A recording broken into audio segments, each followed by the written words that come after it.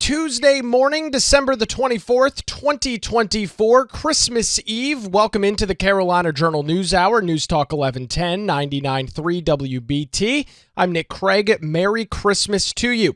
Well, if you're beginning your Christmas migration today on Christmas Eve, I'd encourage you to check out our podcast. It's available wherever you get your shows, whether that's on an iPhone or an Android device. Just search for the Carolina Journal News Hour, tap the subscribe and follow button, and take us with you on the go on your holiday travels. Our podcast is available completely for free. You can also listen on your computer by visiting WBT.com. Whether it's Christmas, Thanksgiving, any other holiday where you've got family and friends together, the last thing that you want to be dealing with is a major power outage. And unfortunately, many North Carolinians dealt with that some 2 years ago here across the state. And it looks like North Carolina could be susceptible to some more blackouts as we head deeper into the winter season. To get some more details on that this morning, it's my pleasure to welcome Jeff Moore from CarolinaJournal.com back to the News Hour this morning. Jeff, 2 years ago, folks remember getting their Christmas dinners cooked and whoops, all the lights are out and they're out for hours and hours on end. And it looks like maybe this is something that could continue here in the state. Yeah, it was quite the surprise a couple of years ago. And first off, I'd just like to say Merry Christmas to everybody listening and watching. And 2 years ago, it was a Christmas Eve. And I experienced this with my family where we were doing some Christmas Eve gift unwrapping with my in-laws, and we had the power go out, and we're really wondering whether or not that we should stay at home or go seek some shelter elsewhere where they had some heat. Very problematic, and that was due to a cold snap that peaked demand on the infrastructure of the electrical grid that led to some rolling blackouts across the state. And a new report from the NERC is looking like North Carolina has an elevated risk of blackouts going into this winter season. So North Carolina historically has been a summer peaking area as far as the electrical grid is concerned, where we draw most of our power during the sultry summer months that we're all too familiar with here in North Carolina, where everybody's running their air conditioning. But in more recent years, we've seen that the peak demand is actually getting most elevated during the winter months, particularly when we have some of these polar vortex cold snaps that they seem to get named these days as they work their way down from the polar region and across the United States and run smack into the Carolinas every now and then. They hit, the temperatures drop, and they're dropping at points in the day where we don't have some of these alternative energy sources that we've come to rely upon more and more, namely solar power. So if you've got the low temperatures that are really going to get to their lowest point in the very early morning hours, you don't have solar assets available to help with generation for that. And we also have something that is a little bit unique this year because of the devastation across western North Carolina because of Hurricane Helene. We've got transformers and power poles and all sorts of electrical grid infrastructure that has been damaged. About 1,500 megawatts of power was offline.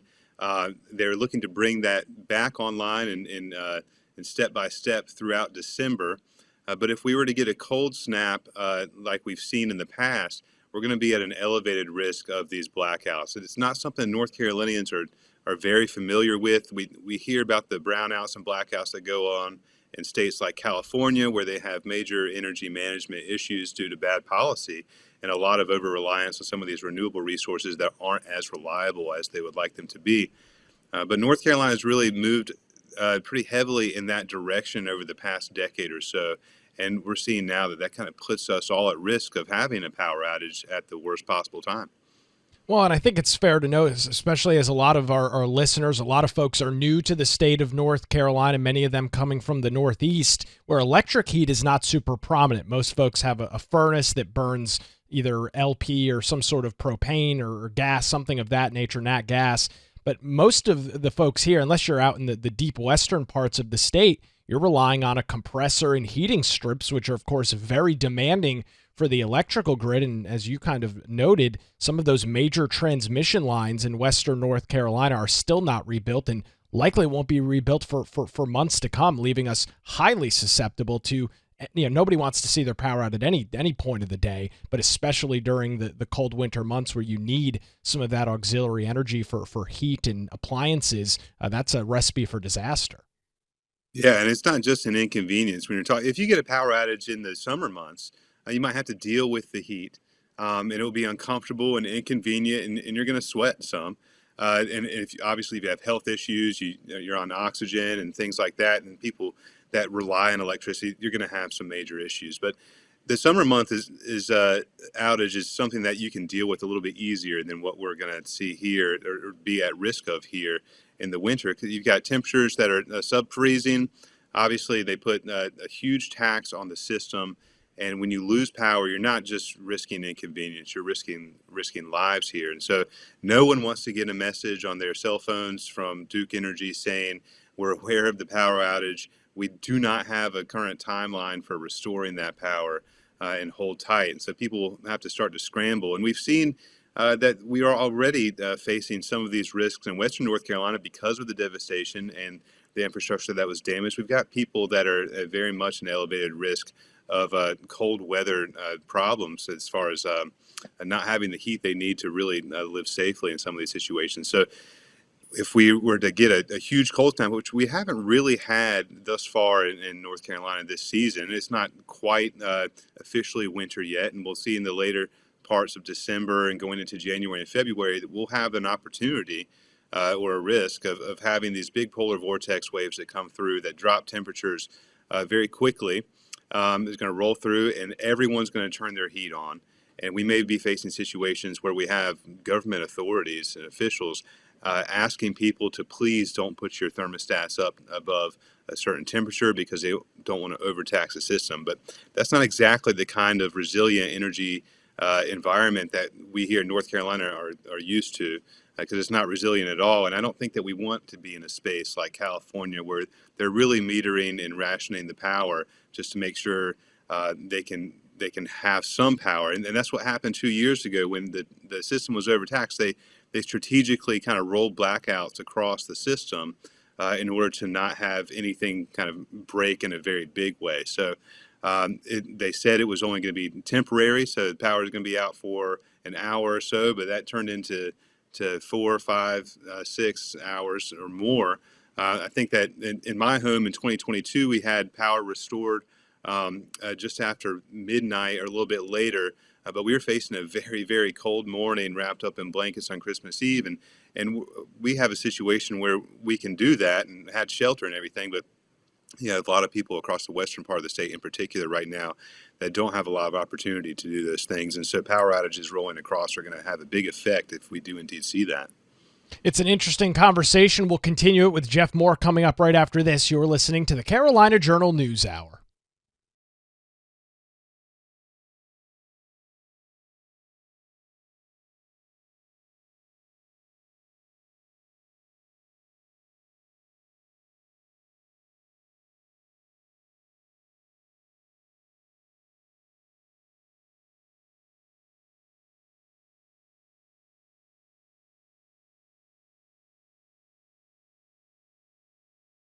And welcome back to a Christmas Eve edition of the Carolina Journal News Hour. News Talk 1110 99.3 WBT. I'm Nick Craig. Good morning to you. If you are sitting down this morning and taking a look at your Christmas tree twinkling over there in the corner, did you know that North Carolina is one of the largest producers of Christmas trees in the nation? Well, the state has approximately 1,300 growers that produce Fraser fir Christmas trees. That's estimated across 40,000 acres, predominantly centered out in western North Carolina. Of course, that area of the state has been under a lot of news over the last couple of months dealing with the impacts of Hurricane Helene.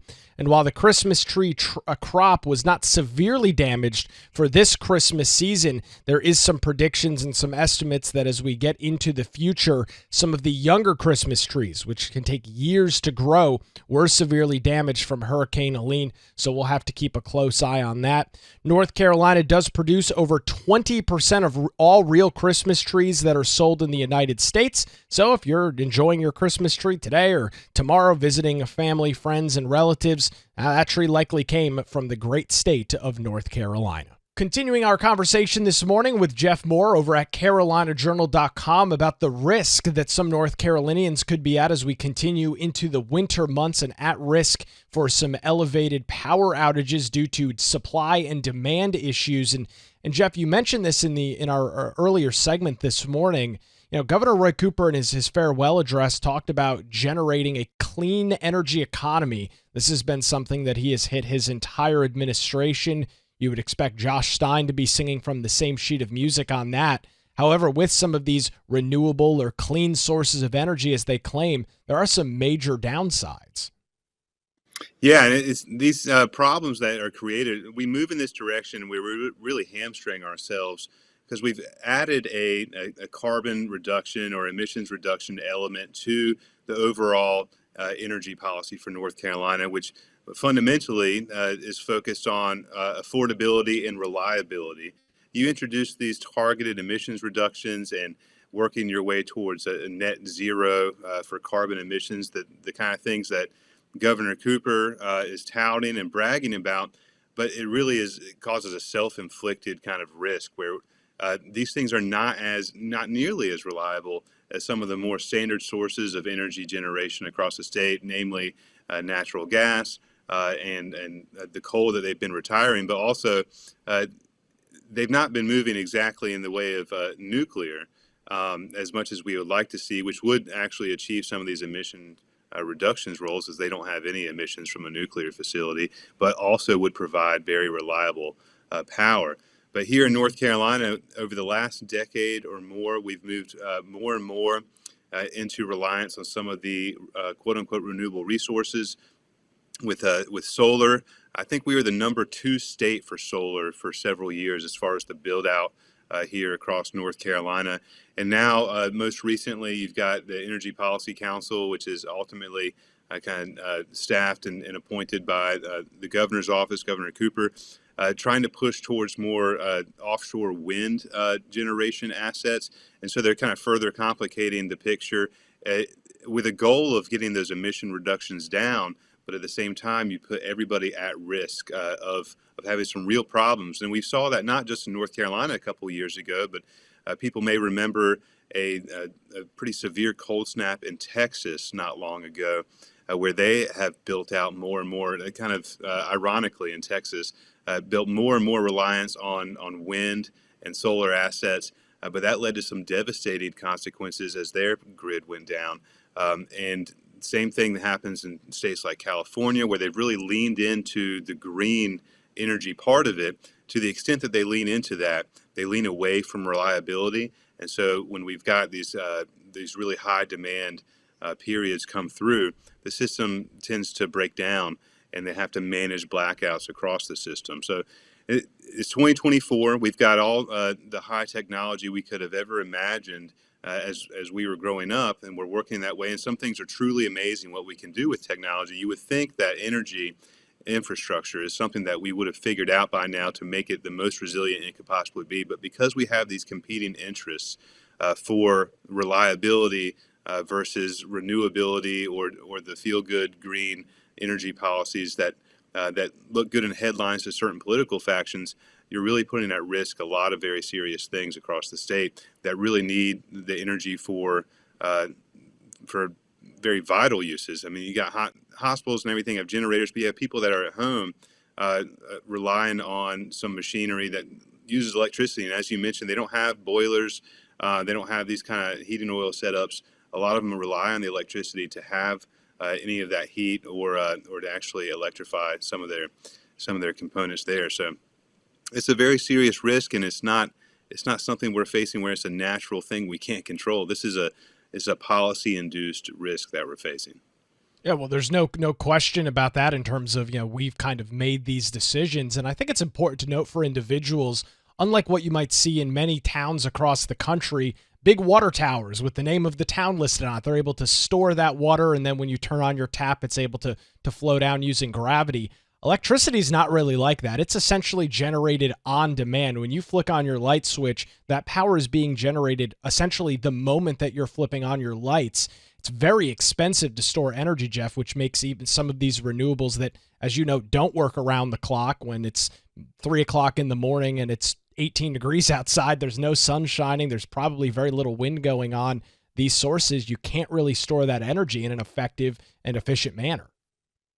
No, and for every megawatt of energy you're putting online that's reliant upon solar or wind, because of that reliability issue, they've got to build out further reliable assets like natural gas generation to serve as that backup, because they can't just, it's not as easy as just flipping the switch on the production and distribution side of things. They have to have a continuous supply, a continuous load on these systems in order to provide power and have it there for you to flip the switch and have it on. So when the more and more we're building out some of the solar assets, the wind assets, the more and more they have to invest in more traditional reliable assets, so it actually increases the cost. And then we see that filter through in rate increases on ratepayers for businesses and for residential customers. So we have less reliable energy. We have higher risks of blackouts due to weather that comes and goes and has been for a long time.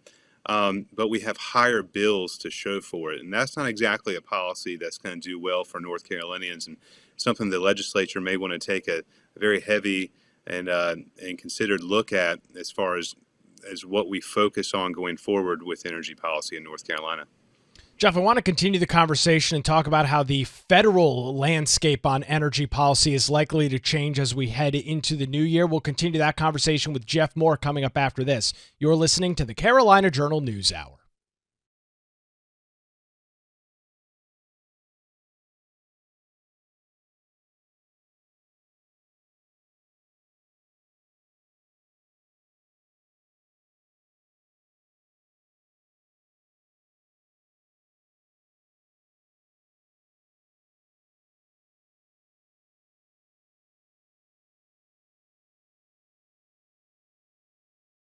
Good morning again. Merry Christmas Eve to you. You're listening to the Carolina Journal News Hour, News Talk 1110, 99.3 WBT. If you are on the roads this morning, maybe you're heading towards your Christmas destination.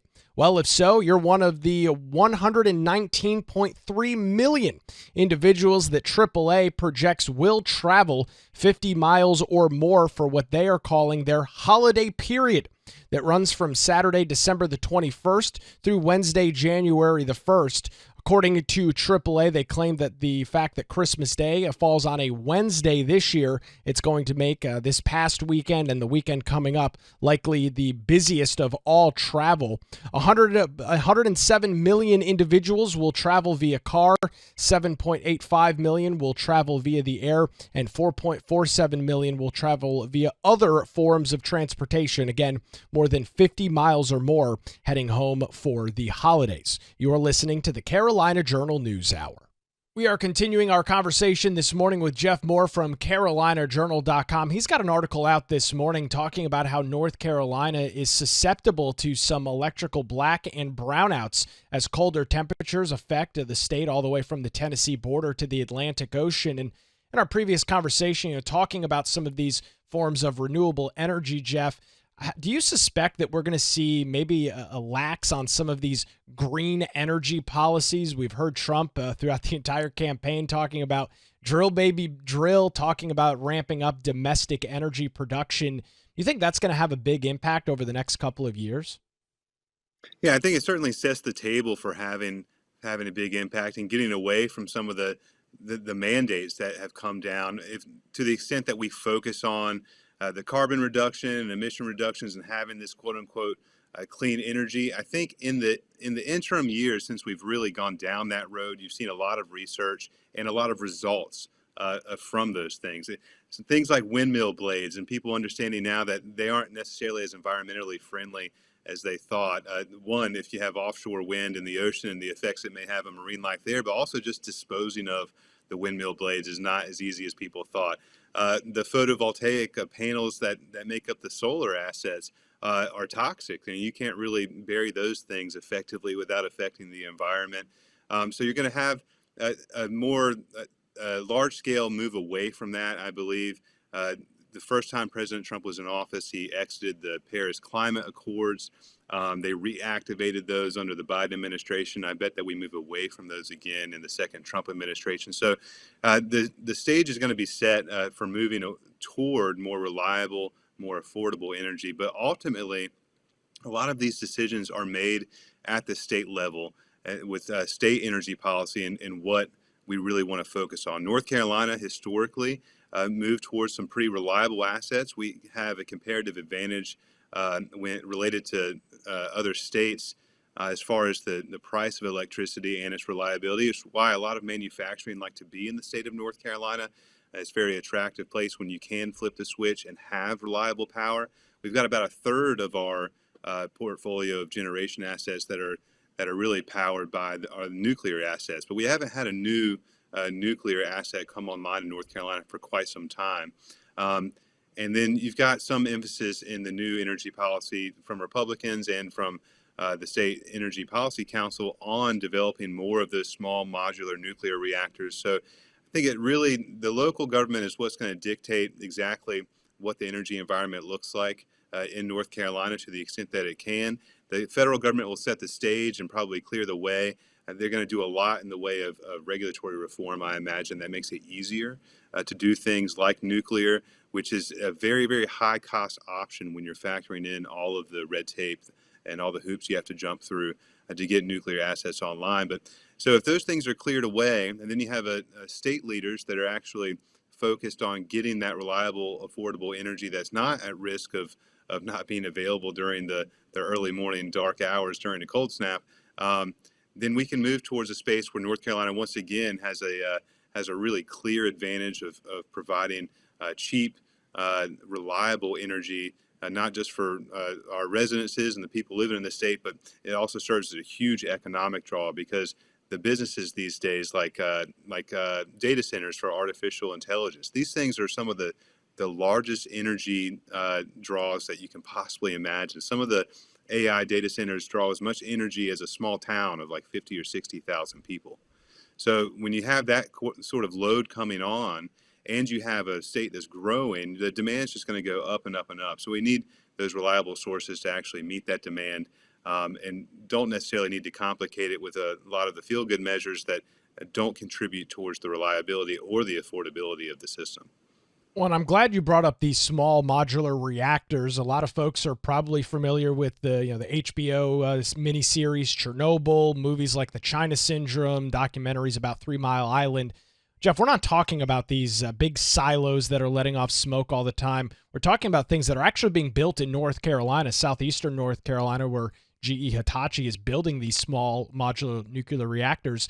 These things are relatively small. Many times they can be put in place of coal or natural gas plants because the transmission lines are already there to spin these things up. But as you noted, it's way too expensive with all of the red tape and bureaucracy associated with that. Yeah, we've seen that, and there's been a stigma associated with nuclear, not just because of the size and cost of all these things, but the show you mentioned, Chernobyl, and obviously the historical example there of what a nuclear disaster can really look like. But we've moved away from those kind of technologies and towards safer technologies. We have lots of nuclear assets all around the country that people don't often consider. Every time we have a huge naval vessel, a carrier or some sort of big naval asset that's powered with nuclear power, they're docking at ports across the country next to some of the most populous areas in the country safely. They do it in all sorts of ways where they're operating these smaller, more modular nuclear reactors that can be deployed more strategically. You can imagine with the disaster we've seen in Western North Carolina and what we're used to in Eastern North Carolina with hurricanes and power outages there. Getting things back online often involves repairs to like the larger system. So if you have widespread devastation, you may be out of luck. But if you're able to actually strategically locate smaller nuclear assets that are safe, they've been demonstrated to be safe for the last 75 years in use by our U.S. military and other institutions, then you can have some true resilience as far as the energy infrastructure in the state and around the country, which would give us a lot of independence to focus our attention and our resources elsewhere in order to grow and kind of live the lives that that we're used to pursuing in the United States of making sure that we can prosper as much as possible. Jeff, it's been a great discussion this morning. Appreciate your time. Where can folks read more about your story? Yeah, check out these stories and more and the latest in the legislature on carolinajournal.com. Jeff Moore joins us this morning on the Carolina Journal News Hour.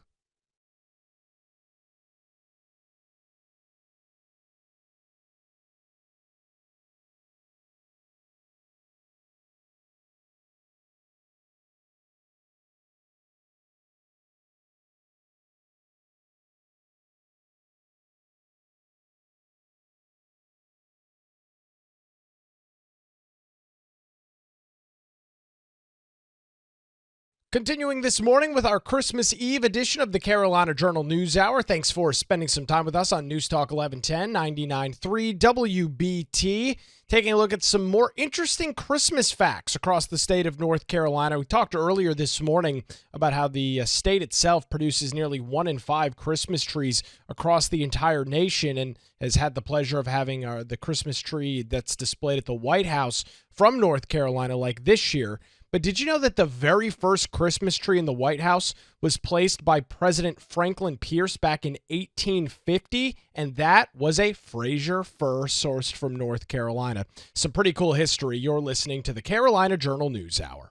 A scathing letter out of the North Carolina General Assembly is one of our top stories this morning on the Carolina Journal News Hour. To get some more details on who wrote it and some of its implications, Brianna Kramer, CarolinaJournal.com, joins us this morning on the News Hour. It's not often that you see representatives out of the General Assembly, out of leadership positions, Brianna, making such bombastic statements and writing lengthy letters. But we've got one this morning from Democrat Cecil Brockman that you're tracking. What do those details look like?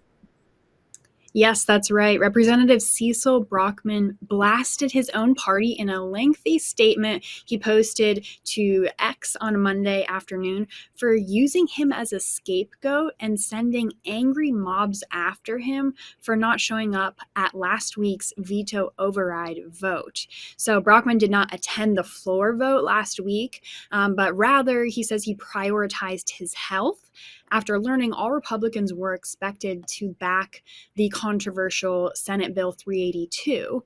And so with that anticipated unanimous Republican approval, that meant there was not enough support for Democrats to sway the outcome. And so because of that, he did not show up, I guess, for health reasons. And then apparently the party sent people after him following the vote, even as he said he was opening up about his mental health struggles.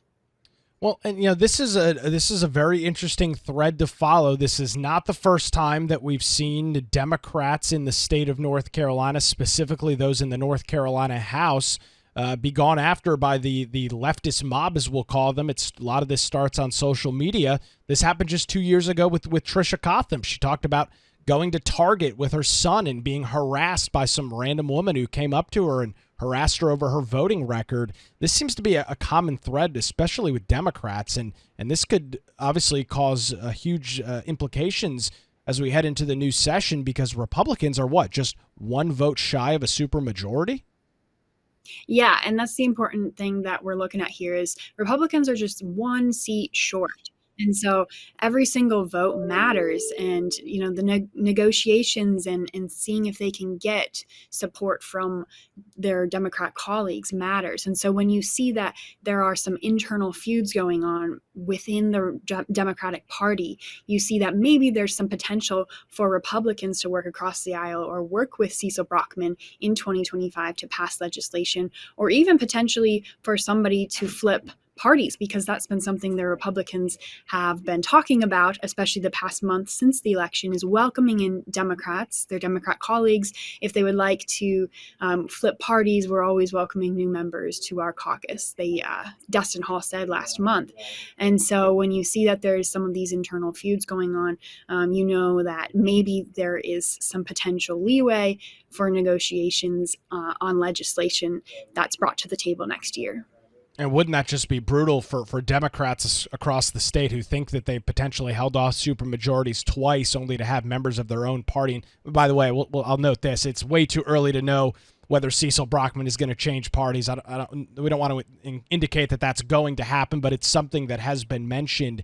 We've also had other situations in the past, Brianna, where you've had Governor Roy Cooper kind of going after people in his own party in the General Assembly, threatening them with primaries and actually primarying them out of their job as a lawmaker. It's going to be very interesting to see if Josh Stein kind of carries some of this onward as he steps into the governor's mansion here in the next couple of weeks.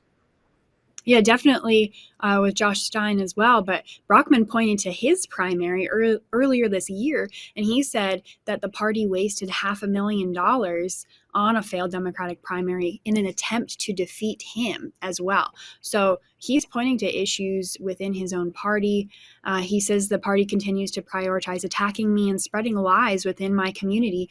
The North Carolina Senate continues to maintain its supermajority, and the North Carolina House is just one vote shy. So he wanted to make that known that, that one vote could possibly mean him or, any other Democrat that is not happy with the way things are going. He said, I genuinely question the strategy of the Democratic establishment who prefer to scapegoat a member of their own party to shift the heat off themselves for an outcome they failed to change. Well, and as you mentioned in that, not only they don't necessarily even need a Democrat to come across the aisle. They just need a Democrat not to show up. And in the case of Cecil Brockman, if they can convince him to stay home or not be in session during some of these veto overrides that we'll likely see coming in the 2026 biennium long session, which will begin early next year, that's all they need. He doesn't even necessarily have to vote in favor of them. He just needs to stay home.